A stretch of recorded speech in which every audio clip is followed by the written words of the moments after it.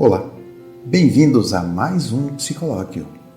Falaremos hoje sobre bipolaridade, não sobre o conhecido transtorno, mas aquela ignorada que é parte da natureza humana.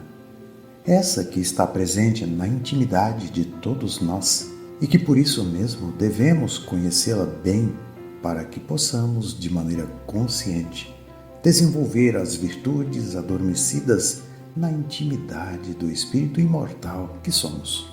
Buscamos esse texto no livro Em Busca da Verdade, capítulo 1, O Ser Humano e Sua Totalidade. Subtítulo: Estrutura Bipolar do Ser Humano. Para começar, a benfeitora Joana de Ângeles nos diz que o objetivo essencial da existência humana, do ponto de vista psicológico, na visão junguiana, é facultar ao indivíduo a aquisição da sua totalidade, o estado luminoso, que lhe faculta o perfeito equilíbrio dos polos opostos. Jung havia estabelecido que o ser humano é possuidor de uma estrutura bipolar, agindo entre esses dois diferentes estados da sua constituição psicológica, qual ocorre com os arquétipos ânima e ânimos. Toda vez que lhe ocorre uma aspiração, o polo oposto insurge-se, levando-o ao outro lado da questão. Qualquer comportamento de natureza unilateral logo desencadeia uma reação interna inconsciente, em total oposição àquele interesse. Quando o indivíduo se exalta em qualquer forma de personalismo, está mascarando a outra natureza que também lhe é inerente. Se atribui virtudes e valores relevantes, eles são defluentes de fantasias internas do que gostaria de ser, sem que o haja conseguido. Um eu opõe-se ao outro eu em intermina luta interior. Um é consciente, vigilante, o outro é inconsciente, adormecido, que desperta acionado pelo seu oposto. Um se encontra na razão, o outro no sentimento ou vice-versa. A não vigilância e não saudável administração desse opositor se apresenta como desvario que impede o raciocínio lúcido, a presença da razão. Esse ser duplo é constituído ora como resultado do conhecimento adquirido, de experiência vivenciada, enquanto o outro é de total desconhecimento, permanecendo oculto, sempre à espreita. O nobre Jung utiliza-se de imagem carregada de lógica moderna, quando esclarece: o ser humano vive como alguém cuja mão não sabe o que a outra faz, o que induz à recordação do pensamento de Jesus, quando se refere à excelsa ação da caridade. Dai com a mão direita, sem que a esquerda o saiba. Conhecia Jesus as duas polaridades psicológicas do ser humano e, por isso, incitava-o a amar tão profundamente que o seu gesto de afeição sublime e consciente estivesse em plena concordância com os seus arquivos inconscientes.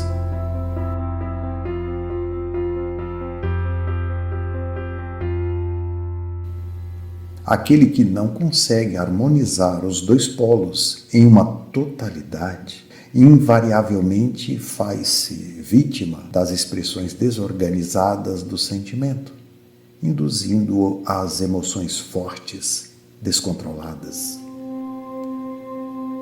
Stevenson, o inspirado poeta inglês, bem traduziu esses dois polos na sua obra genial O Médico e o Monstro, quando o Dr. Jekyll era vítima do Sr. Hyde, que coabitava com ele no seu mundo interior, expressando toda a inferioridade que o médico buscava superar no seu ministério sacerdotal, a medicina. Na tradição religiosa, expressam-se como o bem e o mal, ou o anjo e o demônio. continuando na feição sociológica em conceituação do certo e do errado, da treva e da luz, do belo e do feio. Essa dicotomia psicológica permanece no ser humano em desenvolvimento emocional e espiritual.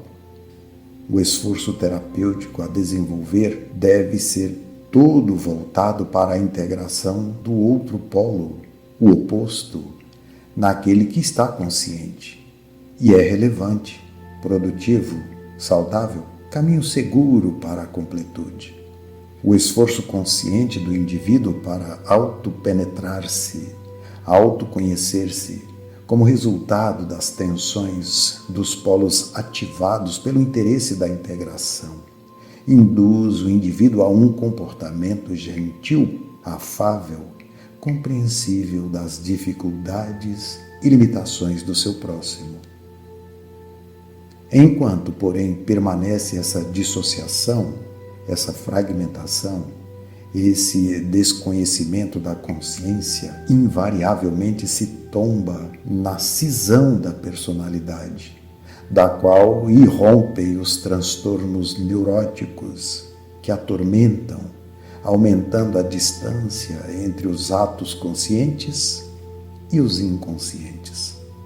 Jung sugere os símbolos como representações dos conflitos que se estabelecem nas oposições dos mesmos, encarregados de os unir e formar apenas uma realidade, como se observa na cruz, cujos braços têm o seu ponto de segurança no centro, em que se encontra a haste vertical com a horizontal, representando a segurança, a unidade daqueles contrários. Nesse sentido, o emérito mestre suíço recorre ao comportamento do cristão na sua rendição à divindade, sem esfacelar-se nela, mas tornando-se um eleito, capaz de conduzir o próprio fardo à própria cruz. Pessoas inexperientes, quando se dão conta dos opostos no seu mundo interior, afligem-se desnecessariamente, formulando conceitos indevidos e punitivos, como se as manifestações do inconsciente signifiquem inferioridade, promiscuidade, dando origem a culpas injustificáveis pelo fato de existirem. Supõem precipitadamente que podem forçar a mudança, tornando-se puras, embora os conflitos, culminando em descobrimentos dolorosos de existências vazias. Esses conflitos não devem ser combatidos como inimigos num campo de batalha, mas atendidos, orientados, esclarecidos, libertando-se deles pela sua conscientização, de forma que a autoconsciência experimente bem-estar pela conquista realizada interiormente. É comum a ocorrência de pensamentos infelizes no momento da oração, da meditação, o que não é habitual noutras ocasiões, gerando inquietação e mal-estar. Ocorre que, estando arquivados no inconsciente, quando esse é ativado pelo polo edificante, logo o outro descerra a sua cortina e libera o adversário. A atitude a tomar com tranquilidade consiste em permanecer não reativo, insistindo no propósito ora em vigência até a unificação dos oponentes. A fragmentação leva ao desfalecimento, à perda do entusiasmo. Um eu em luta contra o outro eu deteriora o sentimento ou aturde a razão.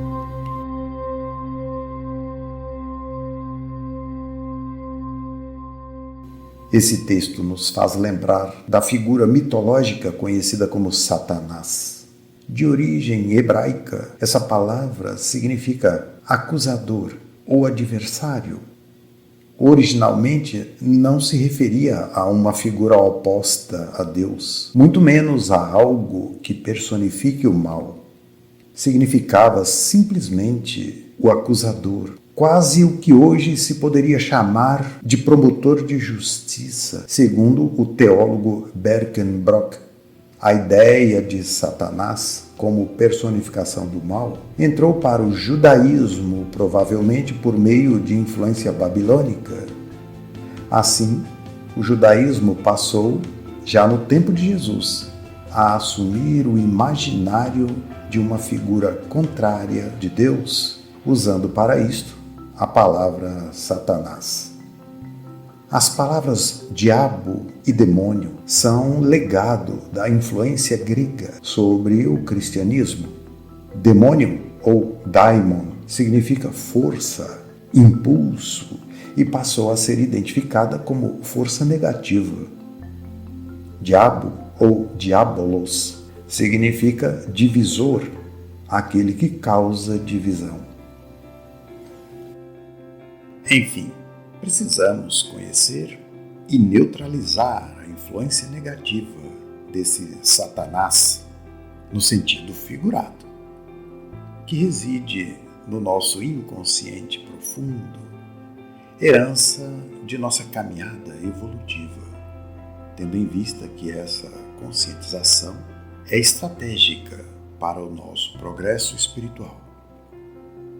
Assim, não deixe de ler o capítulo inteiro, a obra toda, Em Busca da Verdade, de Joana de Ângeles. Para você, nossos votos de muita paz. Nos veremos no próximo Psicolóquios. Até lá!